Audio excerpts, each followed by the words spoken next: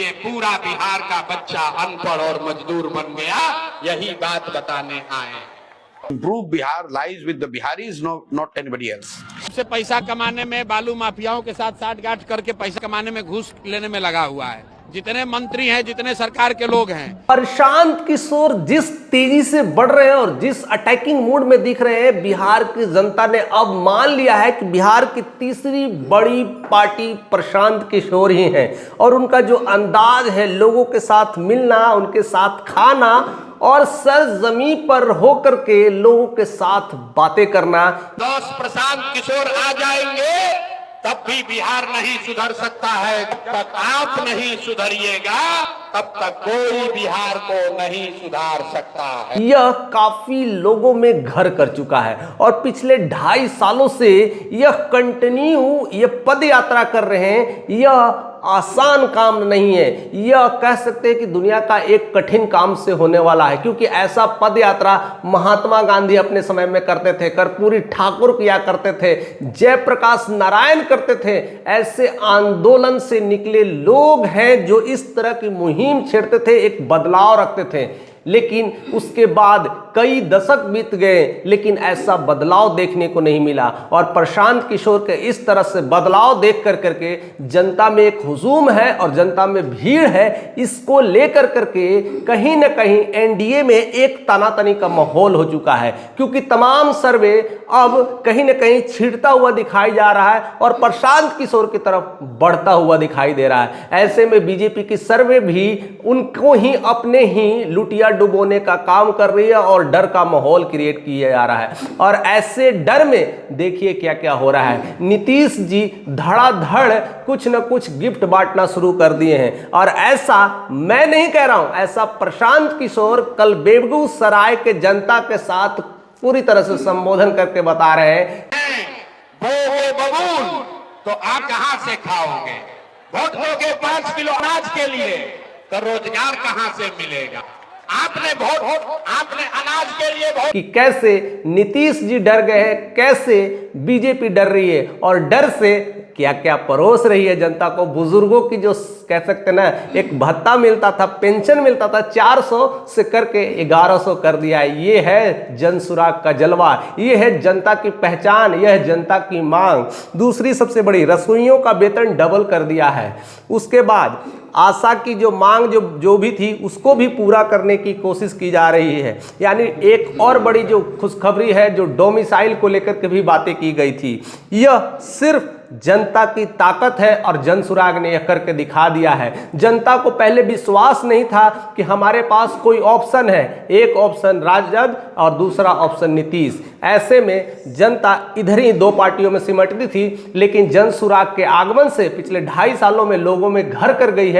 और आप ही का पैसा लूट के 5 वर्ष जमा किया है, उसी में से 1000-2000 के वोटवा के समय देगा तो अपना ही पैसा है, पैसा रख लेना। लेकिन ऐसे में हर पार्टियां डर रही है, बड़े बड़े नेता डर रहे हैं और ऐसे डर में ये बड़े बड़े प्रवचन कर रहे हैं और बड़े बड़े चीजों को देने की कोशिश कर रहे हैं। एक समय की बात है जब 2024 में इलेक्शन होना था तो नीतीश कुमार प्रधानमंत्री मोदी के साथ मैंने कि टक्कर करते थे और एक सपना देखते थे कि हम भी प्रधानमंत्री के रेस में हैं और बनने वाले हैं। और उसी को लेकर के बिहार में डोमिसाइल हटाया था और बाकी स्टेट के टीचर को भी बिहार में लाया था, क्योंकि सपना प्रधानमंत्री बनने का था। लेकिन देखिए दुर्भाग्य इस बिहार का, जैसे ही अब सीएम बनने की बारी आई, अब डोमिसाइल हटा करके टीआरई 4 में पूरी तरह से बिहारियों के लिए सौगात दे दी है। यह सिर्फ डर बताता है और यह डर सिर्फ जनता का डर है, क्योंकि जनता अब जातिवाद से ऊपर उठ चुकी है। अब उन्हें सिर्फ और सिर्फ जाति के लिए लड़ाई नहीं है, उसे रोजगार चाहिए और रोजगार देने के लिए अब जनसुराग आ गया है, एक तीसरा विकल्प आ गया है। इसीलिए बड़ी बड़ी पार्टियां घबरा गई है, डर रही है या इस फिराक में है कि ऐसे ऐसे बिहारियों को तोहफा दे दे, ऐसे ऐसे खुश कर दे तो बहुत कुछ हो सकता है। और आज भी एक खेला होगा, आज भी अमित शाह आएंगे और सीतामढ़ी में खास करके माता सीता मंदिर का शिलान्यास करेंगे और साथ साथ एक और चीज भी होगी, वो बहुत सारे घोषणाएं करेंगे।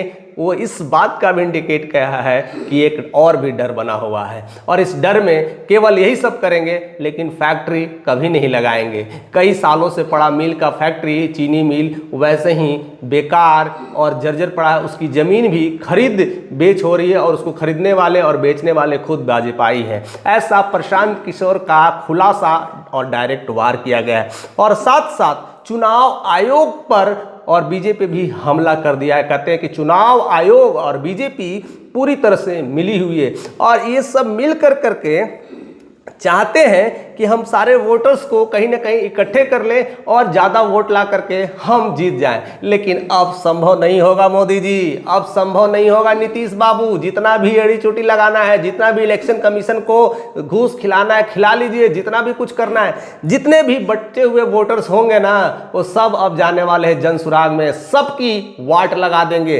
अब इस बार सत्ता परिवर्तन तय है, और उनकी कह सकते हैं ना कि अब यहाँ से जो एड्रेस था वो उनका चेंज होने वाला है। अब पलायन सिर्फ और सिर्फ वैसे नेताओं का होने वाला है जो यहाँ कब्जा जमा रखे थे, जो रहते थे दिल्ली में और बिहार में कब्जा जमा है, उनका पलायन होने वाला है, और वैसे बिहारियों का आगमन होने वाला है जो काम की तलाश में बिहार से बाहर थे वो अब बिहार आएंगे। यानी इस बार छठ के बाद अगर बिहार के लोग घर आएंगे तो घर पे ही रह जाएंगे, क्योंकि जनसुराग आ गया है और बहुत कुछ देने वाला है, रोजगार देने वाला है, तो उन्हें कहीं जाने की जरूरत नहीं है। और जिस तरह से प्रशांत किशोर के तगड़े तगड़े अंदाज रहते हैं, सटीक अंदाज से घेरते हैं और हर नेताओं के साथ बेखौफ होकर के बातें कर देते हैं। उनकी धड़ल्ली धड़ल्ली जो बातें हैं, कई सारी गुफाओं में कैद छुपी बातों को भी वह धरातल पर रख देते हैं। उनका ऐसा मेमोरी है कि लगता है कि एक जीपीएस सेट हो चुका है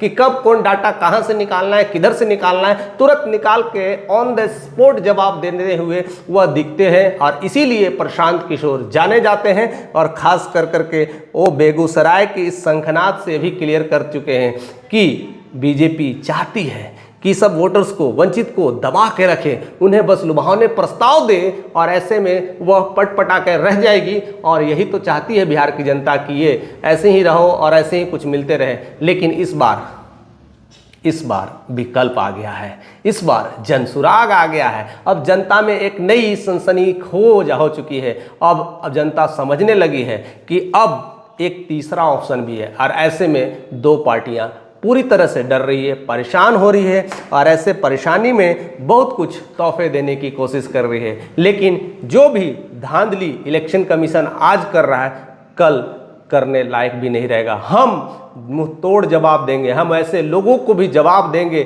तुम जितना एड़ी चोटी लगाना है लगा लो, हम डट कर लड़ाई करेंगे। अंततः आपकी जितनी भी वोटर्स जो आपने गलत तरीके से भी लाया है, जितने भी लाए होंगे, लेकिन बचे हुए जो बिहार के लोग हैं उतने हमारे लिए काफ़ी है। यानी जनसुराग के लिए उतने बचे हुए वोटर्स ही हैं जो पूरी तरह से सत्ता परिवर्तन कर देंगे। और जिस तरह से उन्होंने शंखनाद किया है, बेगूसराय की धरती से इन्होंने बोल दिया है, यह तो अब लक्ष्मण रेखा हो गई है। यानी उस पे अब बहुत कुछ चेंज हो सकती है। और ऐसे ही अभी बहुत शंखनाद बाकी है, अभी बहुत सारे दौरे बाकी है, कंटिन्यू चल रहा है 2.5 साल से, जो रुकने का नाम नहीं ले रहा है। अब तो उनकी रफ्तार तेज हो चुकी है, अब बुलेट ट्रेन की तरह वो फास्ट चल रहे हैं, और हर जगह लोगों के साथ मिल रहे हैं, हर जगह संवाद करते हुए दिख रहे हैं। और लोगों के साथ चाहे कीचड़ हो, चाहे मट्टी हो, चाहे बारिश हो, चाहे तूफान हो, हर लोगों के संवाद करते हुए दिखते नजर आ रहे हैं, और लोगों के साथ खाते मिलते और बतियाते नजर आ रहे हैं। और पूरी बिहारी भाषा में, कभी तो भोजपुरी बोलने लगते हैं, तो कभी वो जैसी जनता वैसी आवाज। इसीलिए प्रशांत किशोर के जनसुराग अब हिट करते हुए नजर आ रहे हैं, और बाकी पार्टियां तुरंत धाराशाही नजर होते हुए आ रही हैं। फिलहाल आप क्या सोचते हैं उनके बारे में जरूर बताइएगा, और जो इलेक्शन कमीशन के लेकर के मुद्दे उठाए हैं उसके बारे में क्या सोचते हैं।